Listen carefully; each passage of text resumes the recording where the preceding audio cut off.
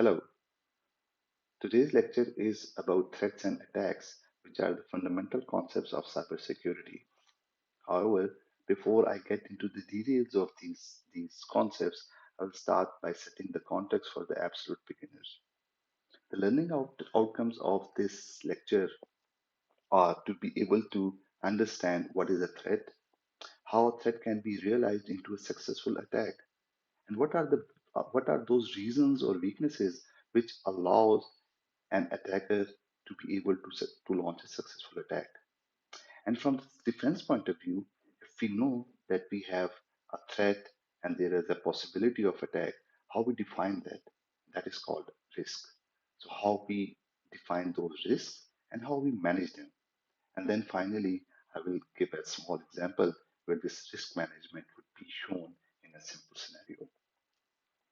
So just a small brief background is that all the organizations, they used to treat data as an asset. So historically, it's been an important asset, be it personal data or organizational data. And the importance of that data emerged with the field of computer science, which is all about dealing with the data lifecycle. And this data lifecycle is all about creating that data, storing that data, using that data, how you share that, how you archive that, or how you destroy that. In old days, this data used to be created, stored, processed, or shared, or this data lifecycle used to be on the paper data or recorded on paper with and the protection used to be like these physical lockers which protect these files. But in modern days, current day, the multitude of devices they create this data. So if you see lots of devices like IoT devices, like modern cars or the equipment that we have, the mobile phones, they create this data, and then we have different entities for the storage, processing, or sharing of this data. Of course, that is done by for the human beings or by the human beings, but it is done by the machines altogether. So that means this data is now being replaced. The paper data is being replaced by the digital data, which is recorded and stored in not in safe locks anymore, but in the data centers. And of course, we need to protect that data because it is an asset. And for the protection, now we have three different places where we define the protection of this data. One is the data at rest, when it is like lying somewhere, stored somewhere, whether it is archived or stored temporarily. When it is being transferred, when it is in transit, when it is transferred or shared between two parties, or when it is being used. So something when we are processing some some data. So we need protection at these three levels, and for that, different security domains evolve. Like for data at rest, the data security or information security uh, domain was evolved, and then communication security, another domain was evolved to define the protection of data when it is being communicated, and then the most recent is the protection of data when it is being used, and for that we can talk about platform integrity. Trusted execution environments that are provided by those physical platforms so that when data is being used, it is not compromised, so nobody can get that data. So eventually, we figure out that it's not only the data which is asset. It comes with all the devices which are asset now because these devices store this data. The communication system which transfers the data, that is again an asset nowadays. And systems and services, all the services or systems which use this data, they are all our assets, and we need to protect them. So formally, we can define an asset as an entity, an item that has some positive economic value for the enterprise, which means that we want to keep this data or asset secure. And this cannot be easily replaced without a significant investment. investment in expense, time, worker skill, or resources. So which means that that is the value of this asset that is very important. Examples like the people of the organization can also be assets. Business partners, contractors, vendors, they are all assets. Physical assets also exist like buildings, automobiles, plant equipment. They are all assets. But what we are talking about here is the information or the data assets, like as mentioned in the previous slide. So these are the assets, and we know that the value of asset is an important property which is to be considered when we talk about an asset. For example, if we talk about a faulty desktop computer, that that will that can be easily replaced without significant investment. So if something wrong happens with that computer, we can replace it easily. However, if the information that this computer contains, that information might not be easily replaced. So we need to protect that information. So that means that the computer is an asset, but it has lesser value. But the information that it contains is also an asset, and it has much higher value. So things which are more important or more have more value, they are prone to threats. So that's the next definition.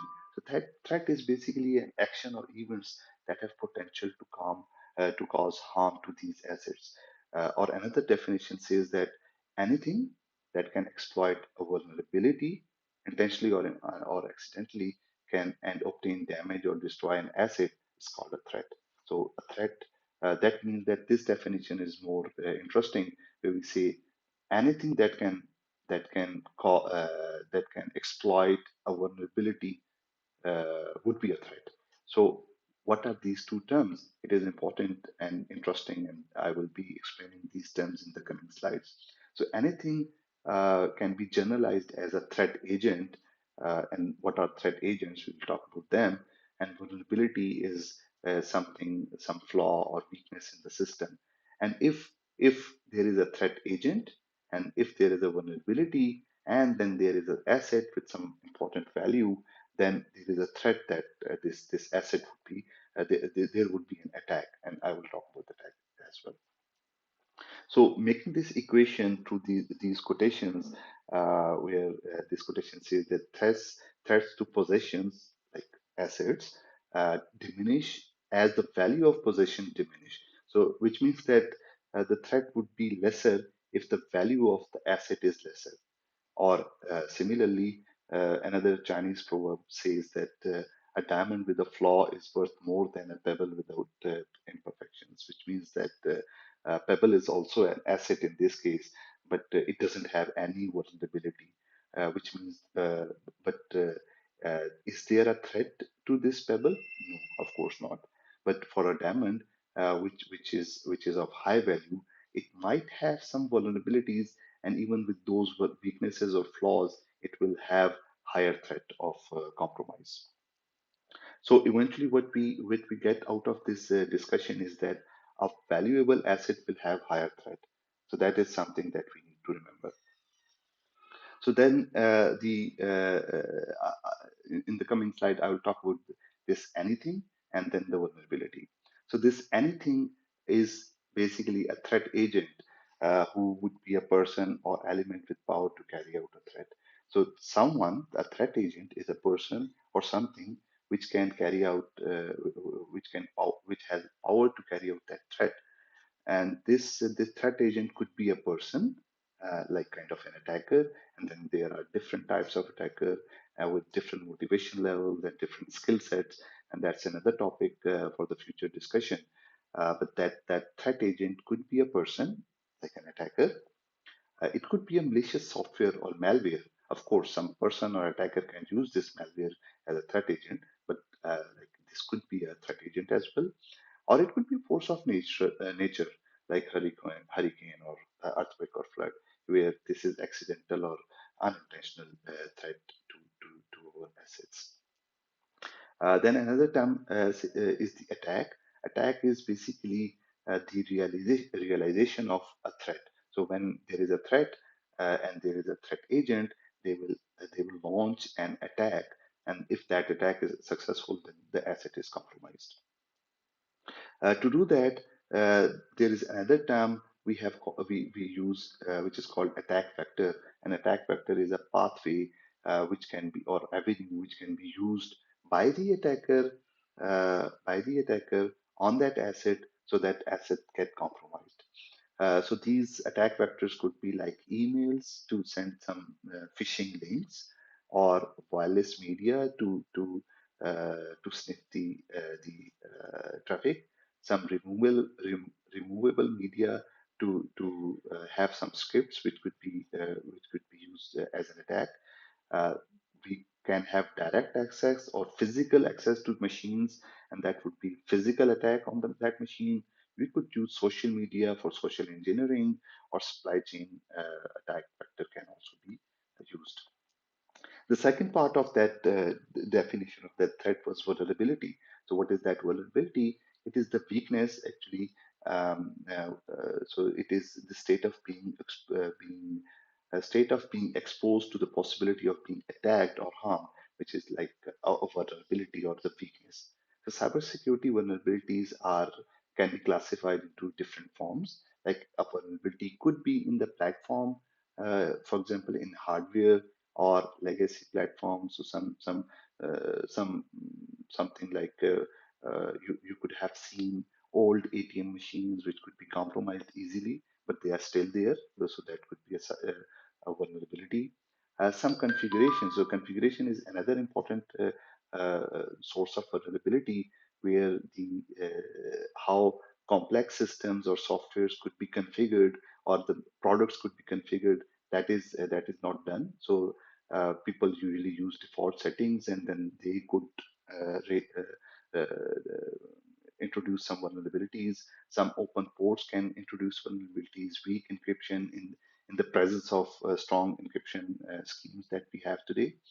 Then third parties could also be source of vulnerability. Like in 2014, there was a famous vulnerability called Heartbleed, uh, uh, named after the heartbeat message sent by the Open SSL protocol. So this Open SSL protocol used to be was used by many devices or network equipment, and they considered it to be secure. But all those devices or network devices which use this Open SSL were eventually uh, prone to this third-party vulnerability because of this heartbeat vulnerability. Similarly, delay in applying those patches, the security patches, can also be treated as a weakness or vulnerability, or 0 days vulnerabilities, like all those weaknesses which are not discovered by the vendor itself or the good researchers, but they are discovered by the attacker, and the attacker attacks those uses that weakness in the system. And then we have severity of this vulnerability, an important metric, which is usually stated by this common vulnerability exposure. This is processed by that, which evaluates the severity of that vulnerability, as critical, high, medium, or low, and then they are placed in in a database called National Vulnerability Database, which can be shared by everyone, which can be used by everyone. And then there is a next term, which is risk. So risk is basically the likelihood that the asset would be attacked. The risk is basically the likelihood of a successful attack, and that means that risk is something which is a function of asset with its value, the vulnerability with its severity, that is defined by the CVE score that was mentioned in the previous slide, or the threat likelihood of threat being happening. So that is risk. This is a function of this. There are different methodologies to calculate that risk, and that is called risk assessment, which could be qualitative or quantitative. So sometimes qualitative assessment is done, which means that it is just considering that, or that historically or we know that this data is very critical, so we do not do this. We do not do an activity. So that is qualitative assessment of risk. But then more appropriate or interesting way is to do quantitative risk assessment. And what is that quantitative risk assessment? We calculate for every asset.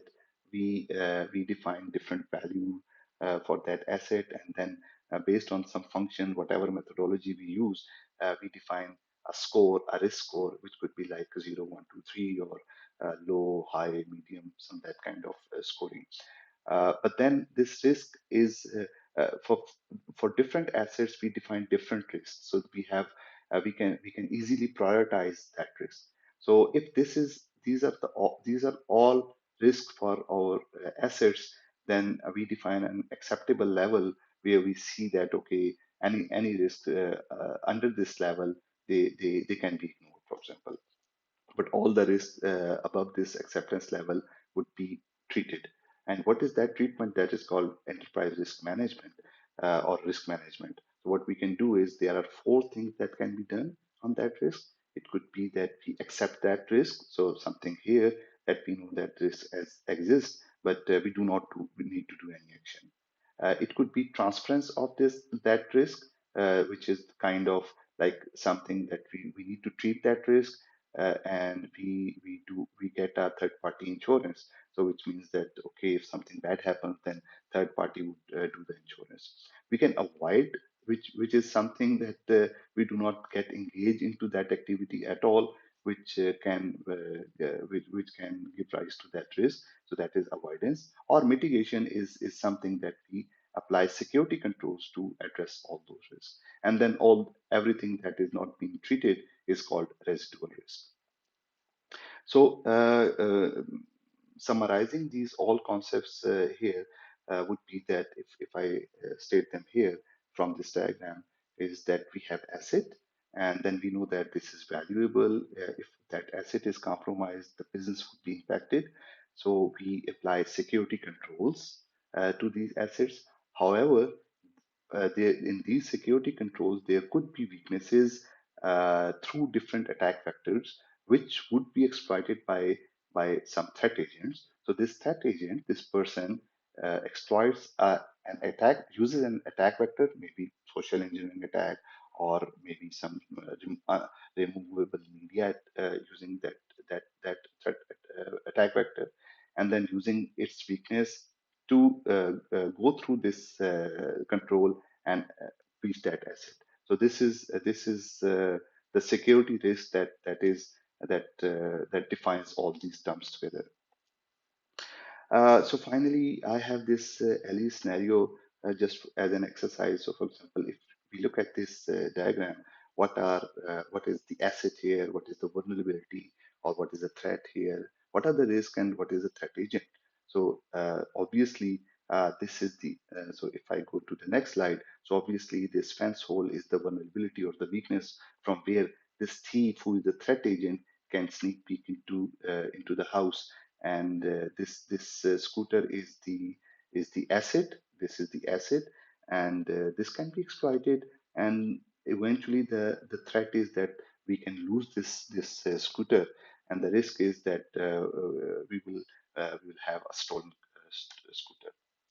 So what we can do to avoid that, that is we can apply risk avoidance, which would be not to buy the scooter, so not getting into that activity, which means that we do not buy that computer, that scooter, so we will not have any risk or any threat.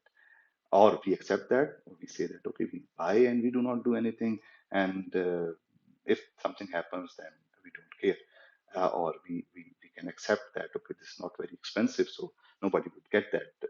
So that is acceptance. Mitigation could be that we can request the management to fix that hole, so vulnerability fix could be the solution. Deterrence, we can also use deterrence. We put a signboard and warn that if you steal that, the camera is watching. So we can put some deterrence board as well, or we can do transference, which is insurance. So if it is stolen, third party would pay me the money. So we do this transference. So we are getting short in time, but that is just to apply this scenario for the information security use case, like Scooter was an asset, so it could be an employee database. A threat could be that somebody can steal data or data can be breached. Threat agent could be an attacker or a hurricane, which could be unintentional threat. Vulnerability could be software defect. Threat vector could be how I can get into that database. Then threat likelihood would be some virus infection, and risk is that uh, we do not install wireless network so that we can avoid that. So in conclusion, we see this diagram again where we have asset. Asset can have some value, but it is vulnerable to threats. So risk is increased if there are vulnerabilities, and if there are threats, then even then risk would increase. And if there is more value to asset, the risk would increase. But to reduce that risk, we can define some protection mechanisms which can reduce that risk. So this is all about threats and attacks and assets and risks. Thank you very much.